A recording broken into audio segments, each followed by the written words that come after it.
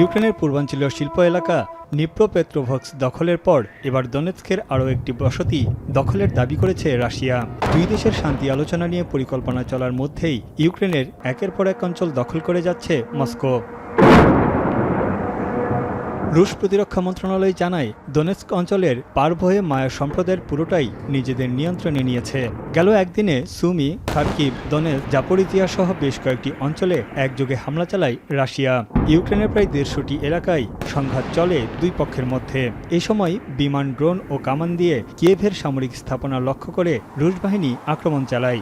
যদিও ইউক্রেনের দাবি, গেল একদিনে তারা রাশিয়ার ১৬২টি ড্রোন ভূপাতিত এবং কয়েকটি স্মার্ট বোমা নিষ্ক্রিয় করেছে।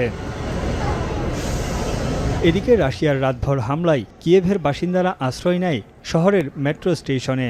মাটির নিচে মেট্রোর সিঁড়িতে রাত কেটেছে বাসিন্দাদের। রুশ হামলায় প্রাণ হারিয়েছে ৩ শিশুসহ বেশ কয়েকজন। এই সময় আহত হয়েছে ২০ জনের বেশি। ক্ষতিগ্রস্ত হয়েছে শহরের বেশ কয়েকটি আবাসিক ভবন ও স্থাপনা। ইউক্রেনের ৬টি অঞ্চলের বিদ্যুৎ ও গ্যাস অবকাঠামোতে বড় আকারের আক্রমণ চালায় মস্কো। সুমি অঞ্চলের বেশিরভাগ এলাকায় দেখা দিয়েছে বিদ্যুৎ বিভ্রাট। সামাজিক যোগাযোগ মাধ্যম টেলিগ্রামের এক বার্তায় জেলেনস্কি জানান, এক রাতের হামলায় বিদ্যুৎ বিচ্ছিন্ন হয়ে আছে ১ লাখের বেশি মানুষ। ইউক্রেনের জ্বালানি মন্ত্রণালয়ের দাবি, শীতের আগে কিয়েভের জ্বালানি অবকাঠামো ধ্বংস করতে চায় রাশিয়া। এমন অবস্থায় চলতি সপ্তাহেই নিউ ইয়র্কে ইউক্রেনের প্রতিনিধি দলের সঙ্গে বৈঠকে বসতে যাচ্ছেন ট্রাম্পের বিশেষ দূত স্টিভ উইটকফ। রাশিয়া ইউক্রেন সংঘাত অবসানে যুক্তরাষ্ট্র কূটনৈতিক প্রচেষ্টা অব্যাহত রাখবে বলে জানান তিনি।